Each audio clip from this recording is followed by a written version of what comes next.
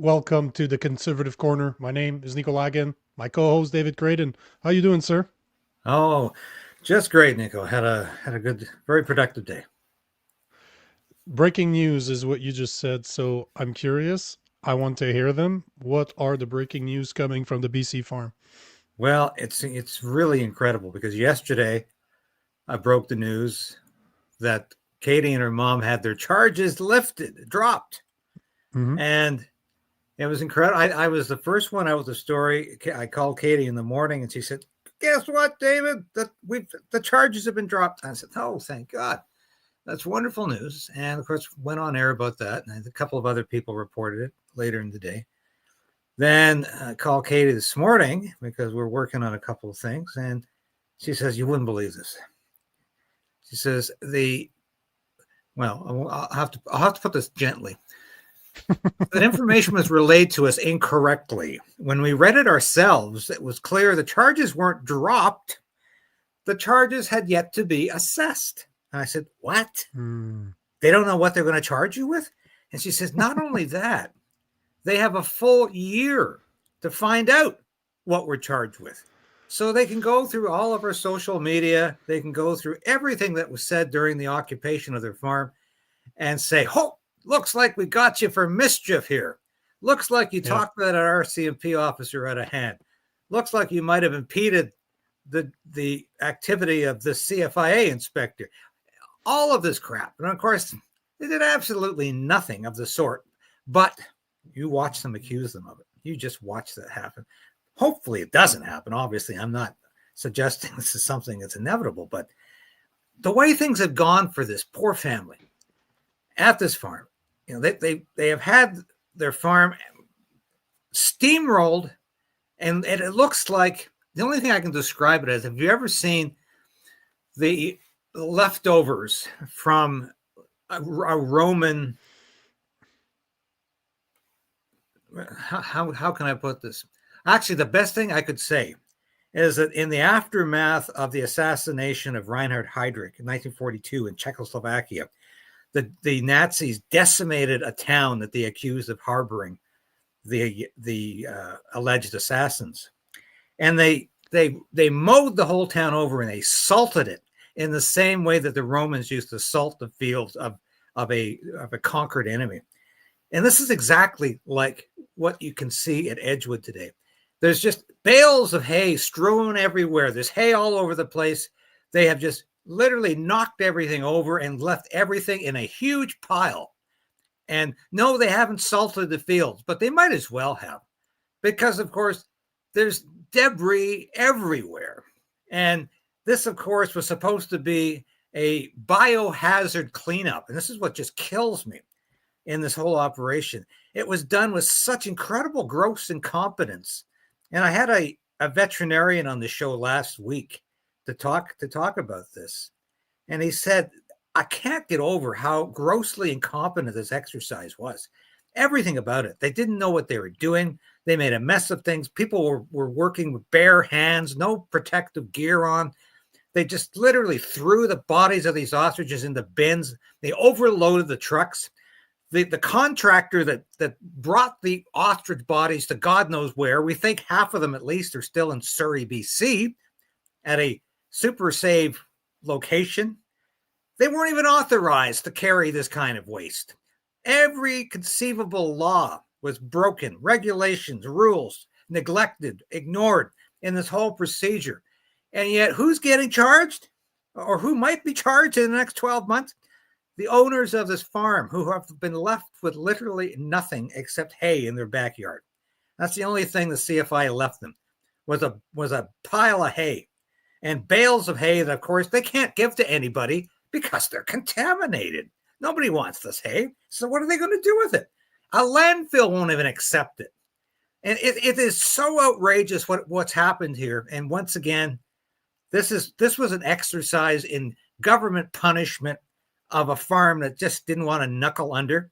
And clearly, as Katie said to me today, this has always been about getting the research we did on these ostriches, stealing the research, and ensuring nobody could verify that these birds had developed herd immunity, because that would not work out for the big pharma program of the Carney government. That would not play into their narrative. So it's a twofold scheme going on here, Nico, and it's still going on in the cover-up that they're trying to work out right now. This is a subservience to big pharma and their vaccinations, and it's the research this farm did with the ostriches, with the antibodies, with the herd immunity. CFIA wants to steal that. I believe that very, very much. I think that's what this has all been about. But God knows somebody should be charged, fined, and somebody should be going to jail in this whole process. And it should not be Katie and her mom. They should not be charged for a damn thing. It should be the CFIA that disregarded every basic law that they possibly could, from violating these animals with cruelty, with neglect, with near starvation levels of food, not giving them water, attacking them, assaulting them, lassoing them, and then finally shooting and massacring them with over 1,000 rounds of ammunition. This was a heartless, inhumane, inhuman exercise, and the aftermath has been appalling. And when Katie told me today they have a year to find a charge, we both said the same thing. God damn, it's Tamara Leach and Chris Barber all over again. What do you bet? What do you bet they find some incidents of mischief? And of course they will. Means in Canada now, well, the Crown can call for 8 years for that. So this is appalling. And this is, I'm bringing this up tonight, and everybody who applauded yesterday, I know Chris Dacey, who's been on that farm for I think probably 2 months now. He was second in line with that story yesterday. He got that story out. A few other people did. And everybody was just uproariously happy about it. Well, I'm sorry, folks. It turns out that that's not what the Crown decided to do. They've decided to give the cops a year to investigate these poor people, to find something that they might have done. And it's, once again, it's a kangaroo justice. We know kangaroo courts. We know what show trials are. We saw that with Tamara Leach and Chris Barber. This is kangaroo justice all over again. And I tell you, it's enough to make me sick. I've said this so many times, but the process is often the punishment. So even if they do not get charged with anything, the fact that they have to wander for a full year is a punishment in itself. Just like 2.5 years for Barber and Tamara Lynch. People are taking that for granted, but can you imagine every single day that you wake up, you're like, man, is it the day I'm going to jail for X number of years? Because that's a reality. And Canada, you can debate this until you're blue in the face, but you'll never convince me that you're correct. Canada or the Liberal Party has weaponized their justice system. So they are literally using your justice system and bureaucrats like the CFIA to muzzle people, and the process has become the punishment. It doesn't even matter if you're punished, if you get a sentence anymore, because 2 years, 1 year is a long fucking time to be waiting for your faith. It's a long time. And Katie and her mom could still be on the hook, not just for the legal expenses incurred by the CFIA during a year-long wrangling, but they could also be on the hook for the costs of the occupation from the hay bales onwards. And this is why, if you look above my head there, that's an ostrich sticker. I'm selling 5 of them on my merchandise for Stand on Guard. All proceeds, not profits, all proceeds are going to Katie, her mom, and Dave Belinsky, the farm. We're also putting hoodies out, and I'm doing that until Katie can take this operation over next week or the following week. But in the meantime, we're trying to capture the outrage and the excitement and the absolute disbelief from so many Canadians that this has happened. And I'm taking the lead in it right now until Katie and her mom can take it over.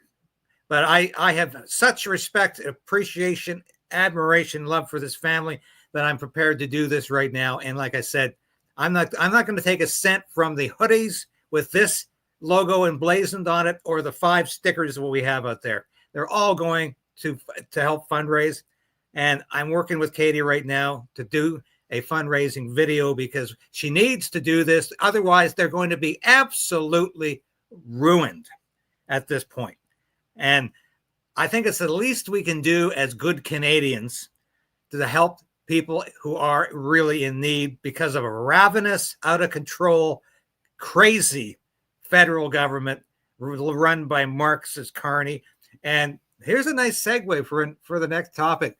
And thanks to Pierre Poilievre, Marxist Carney is going to remain prime minister. You know, before we do go there, the part that I found to be very ironic about the way they killed those ostriches is that it's been reported that they used AR-15s, which are guns I'm not allowed as a gun owner to shoot anymore.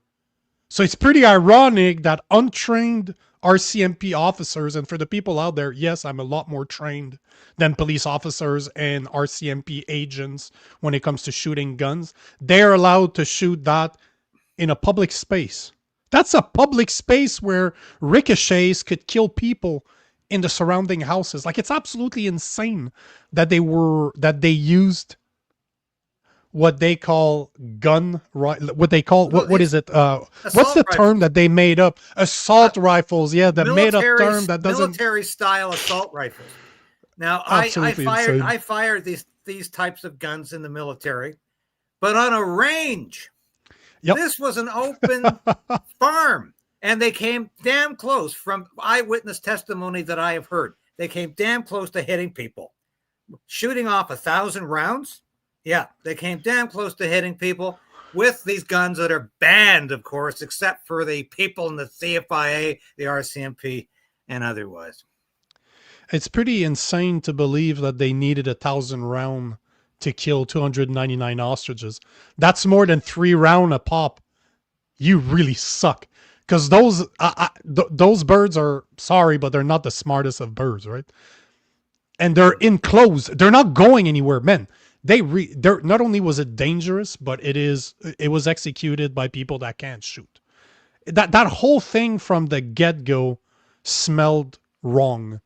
Ever since I heard about this story, I knew that it was about preventing people, or, you know, Big Pharma doesn't want people to remember that herd immunity, natural herd immunity exists, that you do not need a vaccine in order to become immune to something, that if you have a good immune system, it will protect you.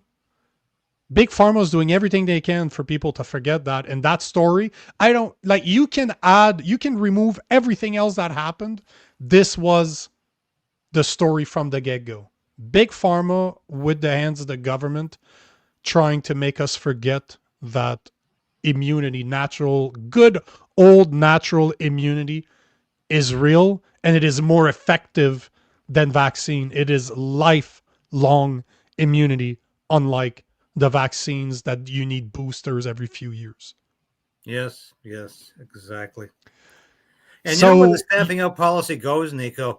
The logical conclusion, or the illogical conclusion of stamping out, is we're going to exterminate every last living creature on Earth because it might get sick again. This is how stupid this policy is, but people can't even see that. They think, oh, yeah, of course we have to stamp them out because we have to get rid of the disease. Well, you know, I might get the flu again. It's been years since I've got the flu. I never got a flu vaccine in my life. I haven't had the flu in many years, but I might get it again. Does that mean I should be eradicated in the meantime because I might catch the flu again? That's the same stupid reasoning here, is that, yeah, animals are going to get sick again, but they're going to develop immunity to it. And if we keep killing them because they get sick, we're not going to have a single damn animal left under our control. There might be some wild ones left, but we're going to get rid of every domesticated animal because, whoop, they might get sick again. Time to kill them. It would be the perfect way, that with the addition of clone meats, it's going to be the perfect way to bring us to lab meats, where natural meats is not going to be available anymore. It's going to be clone meats for the people, and then 10 years from now, it's going to be, you know what? Clone meats is so complicated to make. How about we just replicate the part of the meats that we eat, and everybody's going to eat lab meats, or you're going to eat the bugs. So once everything's dead, that's all we're going to be able. And obviously, Mark Carney is going to tell us that it has a greener, it has a lesser of a carbon footprint. So it's obviously better for you to eat bugs than it is to eat meat. So it's just a matter of time. It's all pointing towards the same direction. What do you think about the clone meats? Because I had the food professor Sylvain Charlebois on the show a couple of days ago to Ah, talk about clone meats. What do you think about it? oh, it's not. I don't want clone meats. This whole thing is very disturbing. But even more disturbing is the fact we have clone meats on the shelf. Is that we don't know which meats are cloned. Yep. So I've decided I'm going to my local butcher and I'm going to say, Yep. do you buy clone meats? The answer is yes. I'm not shopping there. If the answer is no, you've got my business. I'll pay a few dollars more for my T-bone steaks and my chicken and everything else. At least I know it's probably raised properly and it's not cloned. But this is going to be devastating for grocery stores, for people who are going to be scared to hell about what they're buying now. It's bad enough their food is full of crap that is bad for us. It's full of hormones. It's making people fat. But now cloned? No. Yeah, it's incredible. And they just did this like nobody was going to notice or care. Again, this is how the government in this country works now. Nobody's going to care. Nobody's going to notice. We'll just do it. And if there's any pushback, you guys are conspiratorial, conspiracy theorists. You're crazy, far right lunatics. No, sorry, not working anymore. But Charlebois made a good point. He's like, you're not going to see. It's only going to happen with beef and pork because the chicken industry is a mafia, right? So they're not going to be touching that at all. So you know that it's not going to happen on. So he kind of laughed at that because he's like, you know what? But he was saying that it's already starting to hurt businesses because, as you said, people are like, if I can't confirm that it's cloned or not, I'm not eating it. And as per one of it, he actually made a poll on his X account. He was pretty much saying that somewhere around 70% of people wouldn't touch it, wouldn't touch clone meat. So that's more than a half of the people that don't want it. And yet, Here we are. Health Canada has not only approved it, but it doesn't need to be labeled as such. I just released the interview earlier today. It's mind blowing what he said. So if you want to see it, go on my channel at Real Nico Lagan. The guy's the foremost expert in Canada. Oh, He's always. Yeah, we've had him a couple of times. He's a cool dude. Like, as much as I don't agree with him, like I disagreed with him with a few things that he said, he's a very entertaining, cool guy. Like, he's fun to talk to. He's used to be in front of a camera, so it's fun to talk to him. Well, I put you in touch with Dallas Brody this week, so please return the favor. Put me in touch with him. I'd love to have Sylvain on the show. I love his stuff. Oh, yeah. Send me a text after this. I'll introduce you. Sure. He's super. Oh no, he's a blast to have on. He's very entertaining, so he's a very, very cool dude. You alluded to Pierre Poilievre, and that's a question that I have for the people in the audience. Did Pierre Poilievre's conservatives just save Mark Carney's liberal government? My answer is yes. Yours? My answer is yes. And the politics that were going on, it's like literally we had Andrew Scheer. It was like, will the real so and so please stand up? And they're waiting to see. Oh, have we lost yet? Have we lost yet? Oh, I won't vote yet. Oh, here I am. I can vote now. This is just sheer politics. And Poilievre, he's going on the same day about this horrible budget. We're going to oppose it. And hey, Carney doesn't deserve to be prime minister. But it's been the blame game from day one. I lost a few subscriptions this week for saying that from my diehard conservative supporters who say you can never criticize Pierre Poilievre. You can never criticize the Conservative Party. Well, sorry, sometimes you have to. This was his chance to at least try to bring down this government because it's bringing in horrible legislation in the next month that is going to kill free speech.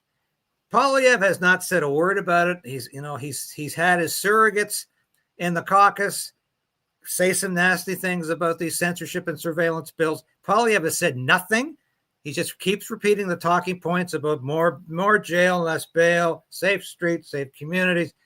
Nothing about the fact we're going to lose our free speech in this country. We're going to go to the way of the United Kingdom, where we're going to have cops at our door 2:30 in the morning telling us to pull down what we put up in social media, or else we're going to get arrested. And that's what's going to happen to Canada. We are in danger as new media journalists. We are in danger as people who put our opinions out there on social media.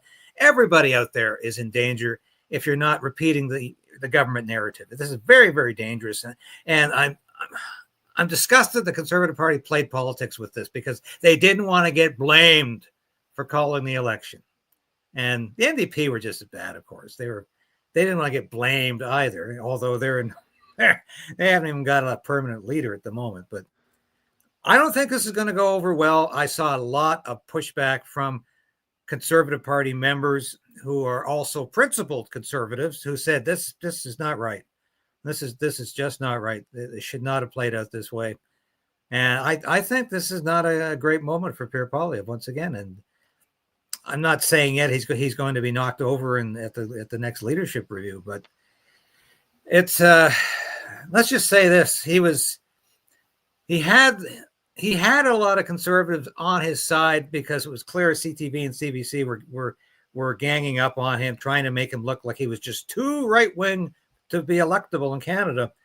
But this is not going to help him at all with the base, with the grassroots, who are the people who put him in as leader of the party. It was the principal conservative vote. It was the grassroots who really believed Pierre Poilievre was going to deliver on key principled conservative issues. And every now and again like this, he really disappoints that base. So this was not a great moment for him. I want to take one of the comments from Stu. What's up, Stu? Thanks for the tips. Hey, gents, no clone meats here. The butcher says they don't carry clone in Vancouver. Yeah, that's what people should do either way. I always question the food that I eat no matter what. That's good habit for everybody. But I think this is going to open the mind of a lot of people to say that I now need to ask, or else I might eat clone meat. So yeah, ask your butcher. So Stu's also saying, no, they saved their asses from losing bad in a Christmas election. And you know, Stu, one of the problems with that mentality is that no matter what, I give it 6 months to a year. Like, I'm being optimistic. It's probably going to be less than 6 months. Mark Carney is going to have the majority that he wants. He already has one that joined him. He's 2 seats away from a majority. A couple of weeks ago, he did an interview where he actually said, I couldn't believe that somebody, a prime minister of all things, said that on TV. He said, if your MP is not a liberal, call their office, have them and convince them to move over to the Liberal Party.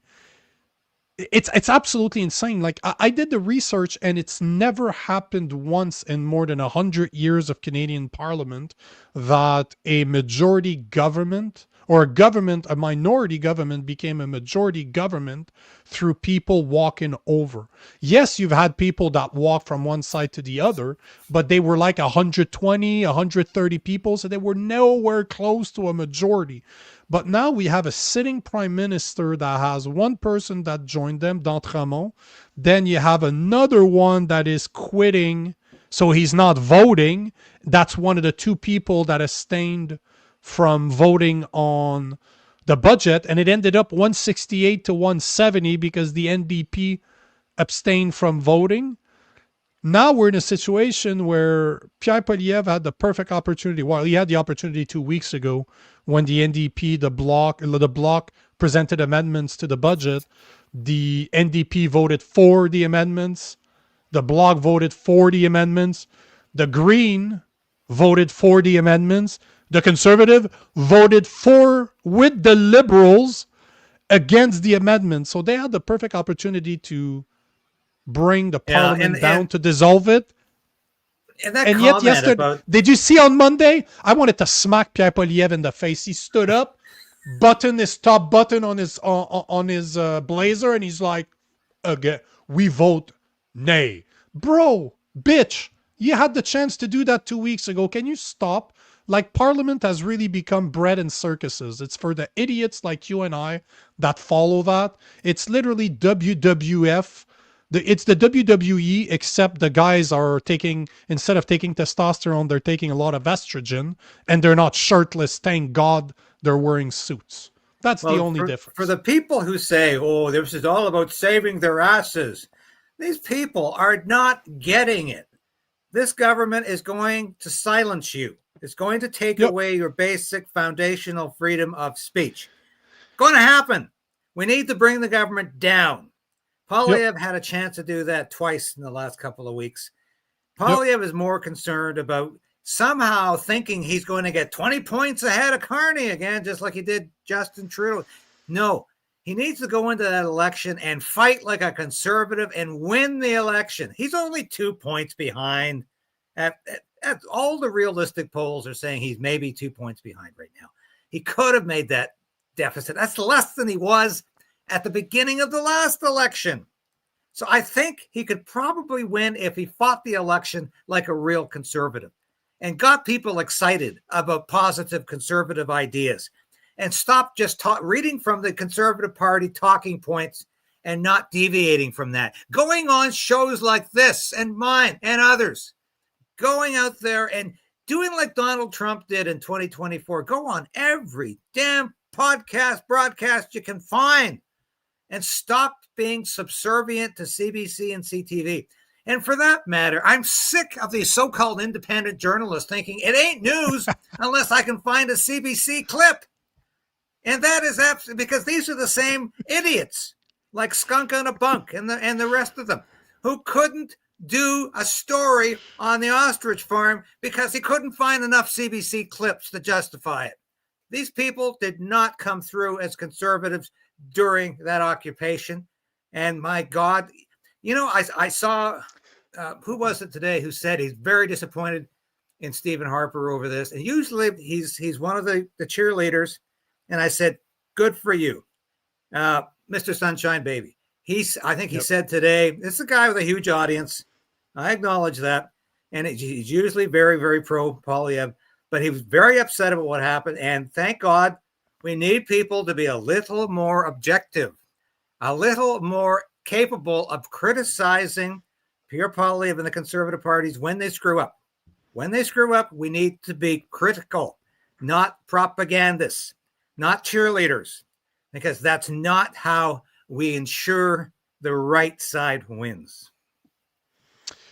You know, I like this comment right here from Jebediah. Dallas Brody is what a conservative is what conservatives needs. And you know what? We had her on the show this week, and right after the show, Rob and I were speaking, and I was telling him, I'm like, she's fresh now. She's still very new. She's not very used to doing those interviews. She hasn't found her voice yet.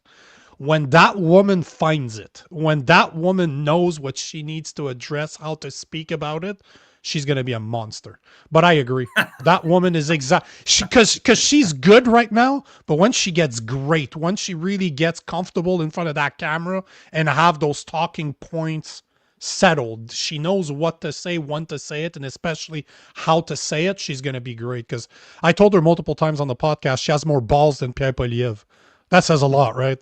That says a lot. But I liked her. I really, really liked her. So thanks again for introducing me. But I really liked her. And one of the things I'm starting to notice, and you can see just from the comments here, like even Louis here is saying Uniparty, they're all in it together. And I'm starting to see that more and more and more and more and more. Like over the past 10 months to a year, I've recalibrated my content from making American content saying, guys, wake the fuck up or else you're going to end up like Canada. Now that they've elected Trump, that seems to go somewhere very different than where Canada's going. I started recalibrating for Canada. And this is something not a lot of people were saying a year ago. When I was banging the drum saying Pierre Poilievre's not a real conservative, we're just seeing a uniparty here. He's just playing a role of controlled opposition. We're starting to see more and more people wake up to that. And this budget, the past 2 weeks, it's getting harder and harder for people to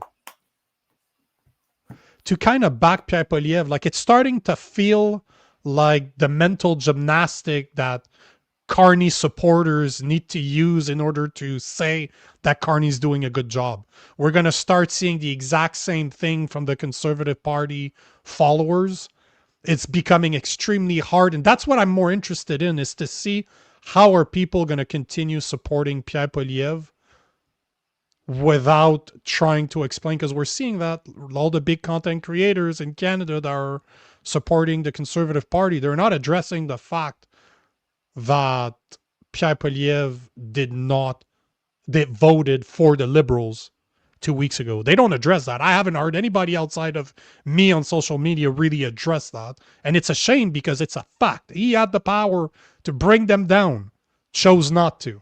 Does he really care? At the end of the day, does Pierre Poilievre really care about Canadians, or does he care about his job of opposition leader? Because it's a good job. You're making a shit ton of money. You get all the influence in the world. You can rack massive spending bills that the Canadians are responsible for, and yet you don't have to be PM.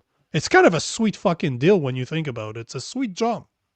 Yeah, and he's got a huge pension as opposition leader and as a member of parliament for 20 years, and it's become a life for Pierre Poilievre. I don't even know if he's thinking about what it would be like to be prime minister anymore. It's just like he's become very comfortable in this role here, and now that he has a safe seat in Alberta, he's not going to lose that one like he did in Ottawa Carleton. So I really don't know what his motivation is right now. But I do think he had a chance to save the country, because people don't realize how close we are to losing our country, and we are. I don't say that with any sense of hyperbole. I don't say that with any sense of exaggeration or clickbait-ish, if you want to say it that way. We are about to lose our country, like the UK has lost its country, and there's no freedom over there anymore. And that's a country that is constantly distracting its population by talking about having a war with Russia. And of course, Britain is a shadow of itself, of what it used to be. It's got more admirals and battleships. It's got more horses than tanks. It's become like Canada that way, actually. And we're becoming more like the UK with its total suppression of free speech and freedom. So we are on the verge of a catastrophe in this country, economic wise and freedom wise. And people just keep thinking, good old Mark Carney, oh, he's doing such a great job. It just amazes me. This guy is laughing all the way to the bank. It's Brookfield at large. This is all about the takeover of Canada by Mark Carney's private interests, and that's called fascism. Anywhere else, where we were becoming a corporate estate where very few companies are allowed to exist, but the ones that are allowed to exist toe the government line and are completely in line with government policy and controlled by the government.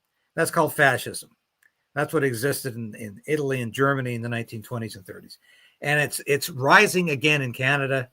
And arguably, Mark Carney's favorite regime, much like Justin Trudeau's, is China. And China resembles more a fascist country today than it does a Marxist-Leninist or a communist country. And that's where he's been getting his marching orders for decades. And I don't want to live in a country like that, where the government constantly surveys you, constantly knows what you're doing, what you might be thinking. And that's the kind of country we're headed for. And it's diametrically opposed to what Canada used to be about, and the whole British tradition, which has been completely usurped by globalism and Mark Carneyism, if you want to call it that. And it's a horrible thing we're going to, but not enough Canadians realize this. They really think we're just going over the top when we talk this way. We're just exaggerating. But no, I'm quite serious. We are on the verge of an economic collapse and a complete political collapse as a democracy. It's very, very close. And this is why we had to bring this government down when we had the chance. It's that important. It's that necessary. And stop playing politics. I think it's too late now, though. We've got this government for perhaps, you're right, I think they can bribe a few more members to walk over, and then we 100%. have a Mark Carney majority government for 4 years, and it's going to be a wasteland. This country you used to know. You think Trudeau ruined it? Wait and see what happens next. You know, the real question, and I see some of the comments are addressing what can you do? What can we do outside of pointing it out and complaining? And for the people out there, you have to realize that it's going to get a lot worse before it gets better. Because the average Canadian does not care yet, because they haven't been impacted that much. They're not in line at the food bank yet, although 25.5% of households in Canada are struggling to afford daily necessities. You're talking more than 2 million visits to the food banks. They can't keep up. But what is it going to take for people to stand up? They're going to need to hurt more, and they're not hurting enough right now. And unfortunately, it has taken decades in order to bring the country to where it is right now, and it's going to take a while to take it out of it. And I don't think that it's going to be you and I, David. I think it's going to be the next generation. So we need to make sure that we inform the next generation. We give them the tools that they're going to need to fight this government, because it's going to need to get worse. And it's unfortunate. I don't like to say it, but there's no quick fix to this. It's going to take a while to make it better, and it's going to need to hurt more, because the average Canadian does not give a fuck. They're way too entertained watching the World Series. They're way too entertained watching the Grey Cup. They don't care. They just don't care. At the end of the day, they don't care. They can't be bothered. But it's gonna have to get worse before it gets better. I would have to concur. And I don't know where this is. I don't know how bad it's going to get, but I was hopeful we could get out of this with the fall of this government, but I don't see a way that's going to happen right now. Poilievre had a perfect opportunity, and you're right. This latest one was noticed by a lot of people. Potentially, Poilievre could have at least got a tie vote on that, and maybe something else would have happened. He had his better chance 2 weeks before that, and he lost it. That was the real opportunity. And you're right, Nico. Very few people pointed that out. You're one of the few people to do that. I was another one, but that was another opportunity lost. And I think that's probably the door is closing now. And we've got the Online Harms Act being introduced within the next 3 weeks.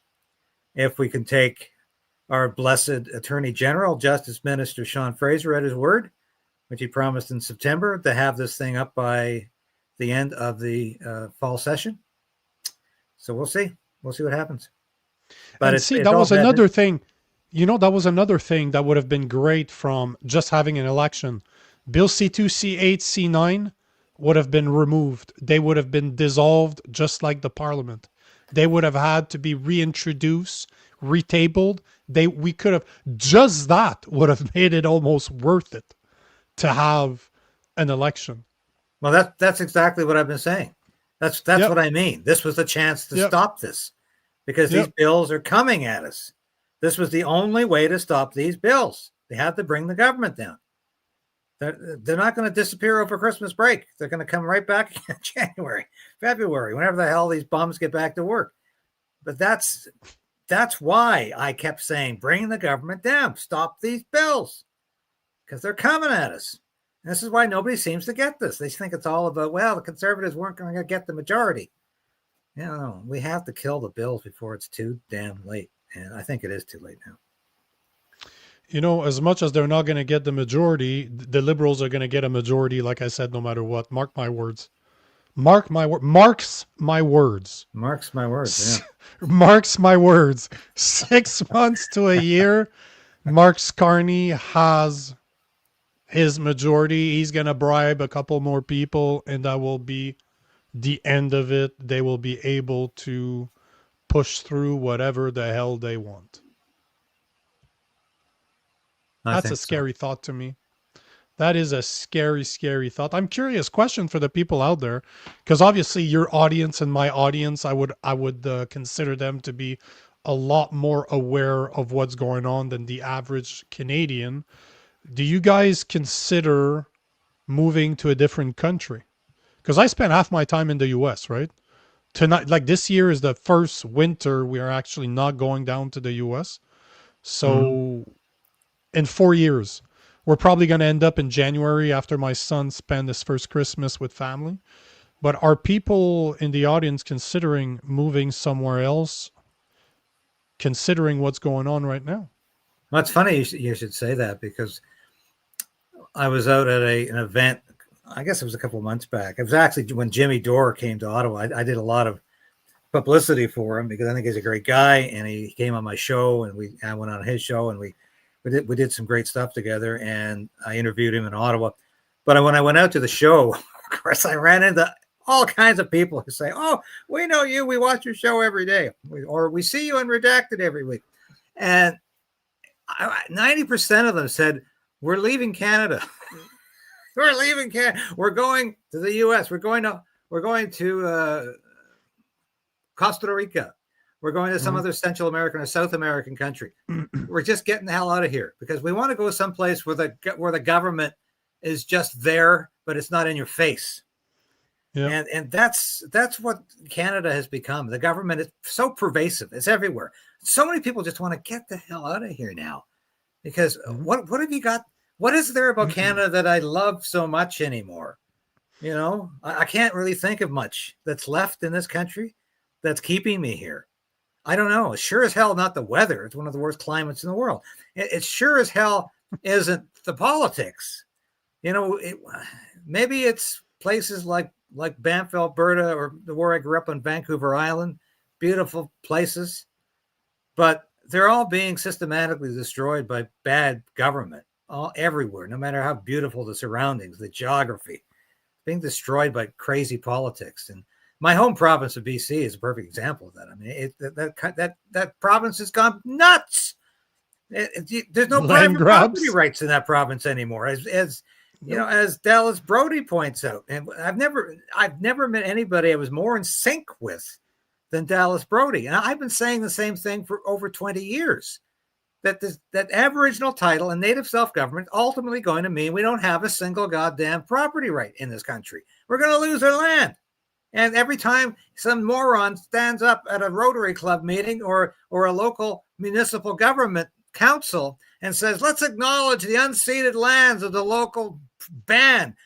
I tell you, at one point I was at a meeting and I said, "I'm getting the hell out of here, because I'm not going to sit here and listen to this rubbish, this BS, this nonsense. As you know, it's BS. This is not unceded territory.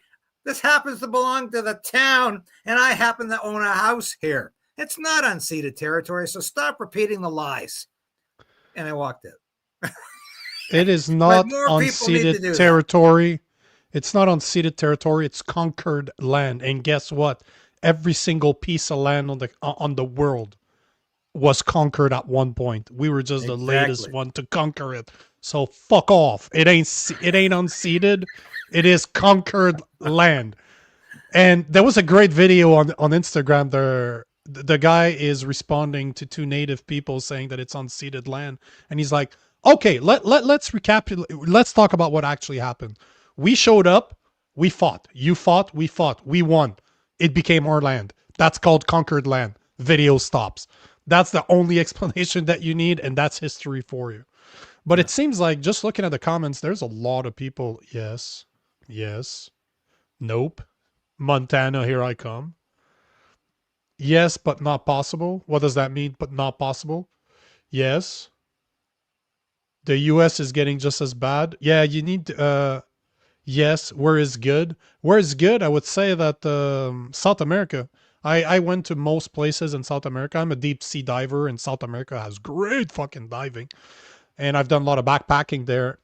I like South America. Like you said, you just need to pick a place. Like Panama's not bad. Panama likes foreigners. They like foreigners, and they like foreigners' money. So if you have starting a business in Panama, not complicated at all. And the weather, beautiful. Beautiful. Yes. Beautiful weather. I love the weather. Oh, beautiful weather in Panama, but anywhere there. But it's people will sleep on that, but Colombia is another place. Like, a lot of people have the the Pablo Escobar days where everybody was getting shot over cocaine. That's not what it is anymore. I got some friends that are from Colombia, and they're like, man, you can go to some of the places on the water. You're gonna get a condo for cheap, cheap, cheap, cheap, cheap, cheap, cheap, cheap, cheap, cheap. You're Mm. talking 50 to $100,000, and it's just like the cities are safe.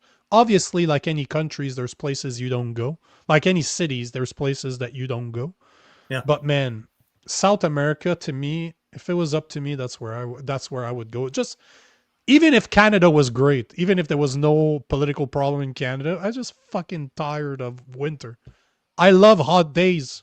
I love 30 degrees outside. I like that I do 25 too. degrees. Oh, me too. That snow, I ain't happy. It's my first winter in 4 years. I'm not happy about this. I don't No, it's been like a it. lousy November. Eh? Just awful here Yeah. in the Ottawa, Yep. Montreal area. It's been horrible.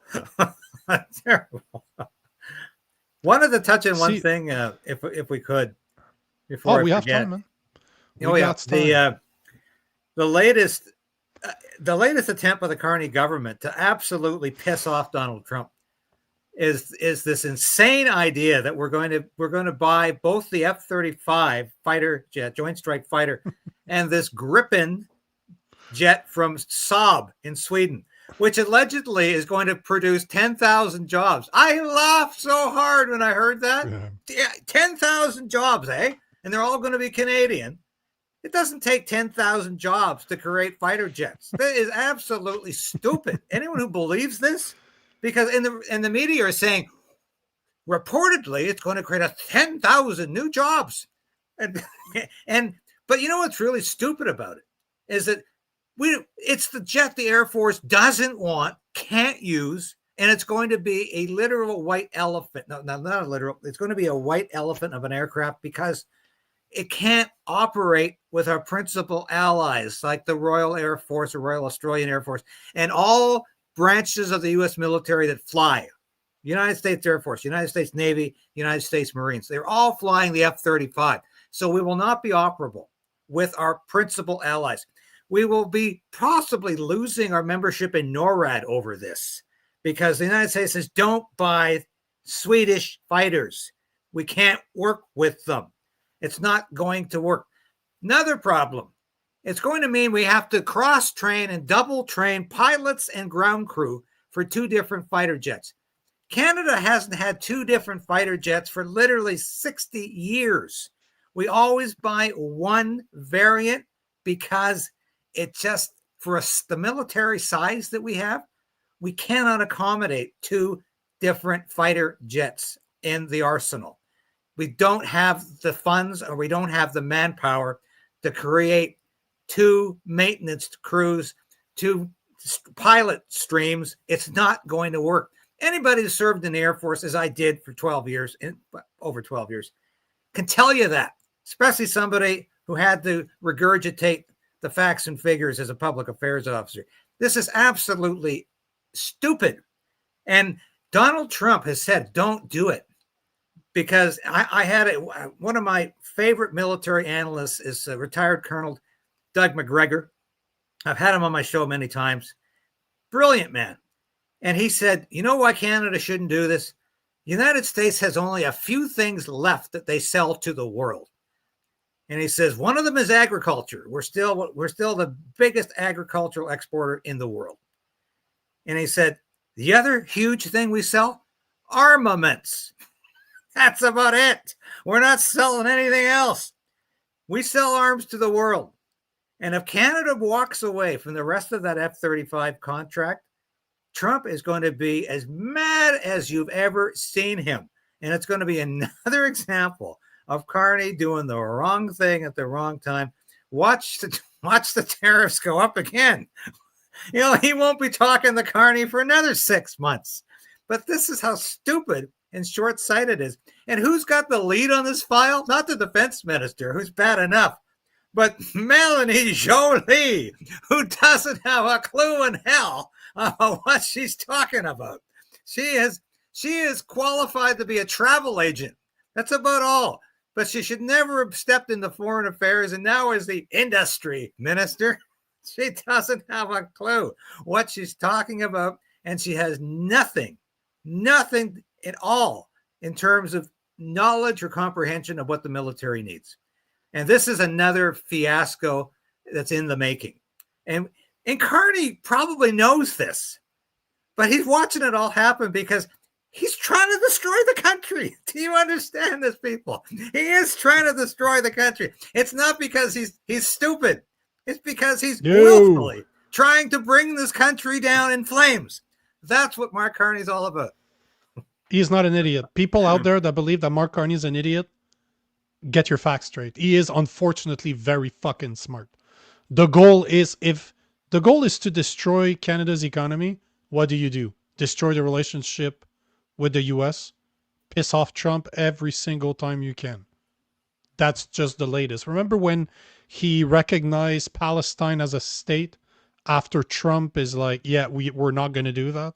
He's been doing that ever since he's been prime minister. Every single little time that he got, he did it. He did it. That's all on purpose. He's not an idiot. He knows exactly what he's doing.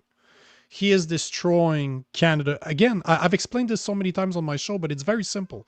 When's the best time to buy shares of a company? When they first start and they're about to do something incredible, or when they just crash. You buy the dip, right? They crash, but they're about to come out with new technology or a new service that will rock the world. You buy the dip. What do you think they're doing? We are the country, arguably the country with the most untapped natural resources. Can you imagine if he destroys the rest of our country? Then the IMF shows up. Oh, we got a loan for you to rebuild all of this. There's no reasons why we are not living like, when I say Saudi Arabia, I'm not talking about the religion. I'm talking about how rich they are. Same thing with Abu Dhabi. There's no reasons for us not to live like kings, considering the amount of natural resources that we have here. And the only reason we're getting broke is because of 10 years of liberal policies. That's it. It's all about policies. Carney is doing everything possible to prevent us from exploiting our natural resources. So we'll see if Alberta separates. I would understand why they would. I don't know if it's going to change anything. Not going to be good for Canada, that's for damn sure, but it would be good for Alberta. But we have like 5 minutes, and I wanted to ask you a question as a veteran, as an ex-military guy. Yeah. How do you feel about places like Calgary, Toronto, Mississauga, Brampton raising the flag of Palestine at City Hall or at public buildings? Like, even if it's not the Palestine one, raising the flag of a different country on public grounds. I'm so glad you said that, because I was going to say, I don't care if it's the flag of Palestine or the flag of Israel or the gay pride flag. No, fly the Canadian flag. And anybody who gets arrested for singing the national anthem in front of, I mean, this is outrageous. Joe Warmington wrote a fantastic column in Toronto Sun about this guy. He gets stopped by the cops for singing the national anthem. And I think this country is so warped now. No, it's Canada first and Canada only. We do not fly foreign flags here. I don't care if it's Palestine or Israel. No, that's not my flag. Neither of them. These two countries, Palestine and Israel are at war. They were at war. They're supposedly having a ceasefire right now. That's their war. It's not my war. And I am sick of having foreign countries in the Middle East dictate our policies and have us fly their flags. And the same goes for the damn Ukrainian flag. I hate these people that put those little stupid flags on their X profiles.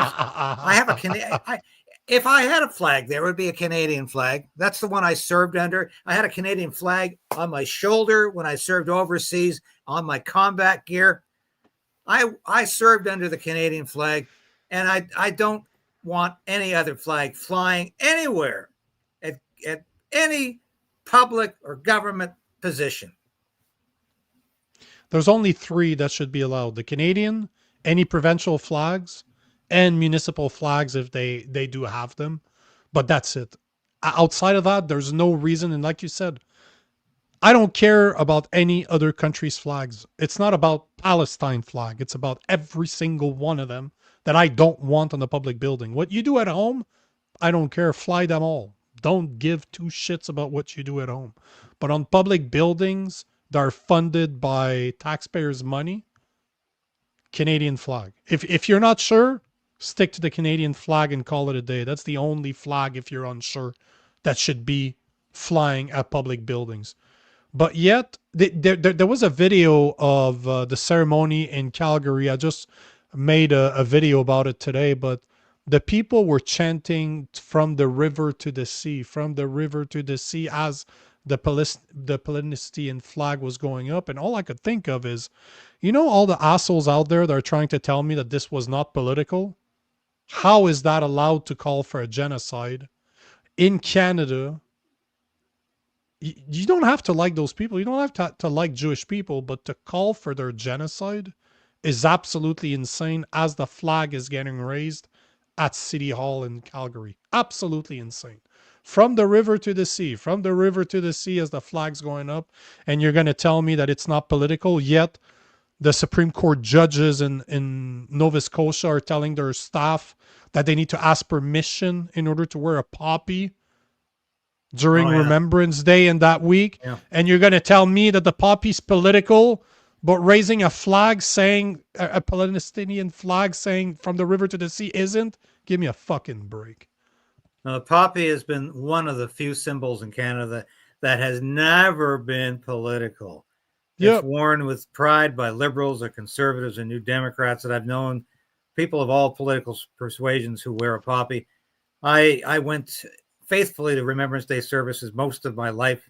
I've missed a few in the last couple of years, but I went to so many in uniform in the most inclement weather. And I remember going to Remembrance Day services with people of all political persuasions. It didn't matter. They had pride in their country, pride in the service they had, pride in their uniform. And that was what it was all about. It was apolitical. And that is just the insanity of the judicial system today. It is crazy. But and I agree with you 100%. I don't care if it's Palestinian or I don't care if it's Israel. And I object to anybody flying a foreign flag and saying I've got to be obedient or subservient to that foreign flag. Because I don't agree with I don't agree with what happened and what Israel did in Gaza. I think it's been horrendous. I spent my whole life supporting Israel. I went to a kibbutz when I was in university. Nobody was a bigger supporter of Israel, but I'm ashamed of what Israel did in Gaza. And I'm not flying their flag. I'm not putting their flag anywhere in my house. And I fly the Canadian flag. And I'm sure as hell not going to be calling for anybody's extermination, a genocide against anybody. Nope. I believe in equality under the law. And that's the problem with this country. We don't believe in equality anymore. We believe in special interests. We believe in identity politics. We believe in special status and special rights. This country is gone in terms of understanding what equality is.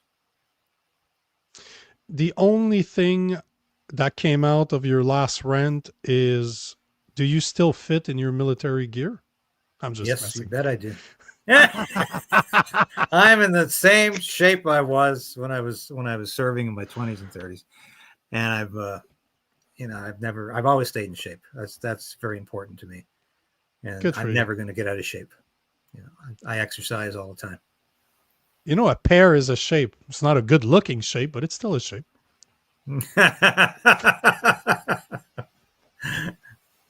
Very true. Well, David, we're bang on time. Thank you for being here. Thank you for recording these episodes with me every Wednesday at 6:30 p.m. Eastern time. And thank you to the people in the comments section. Thank you for joining us. We will see you next week, 6:30 Wednesday. Until then, have a good evening, guys.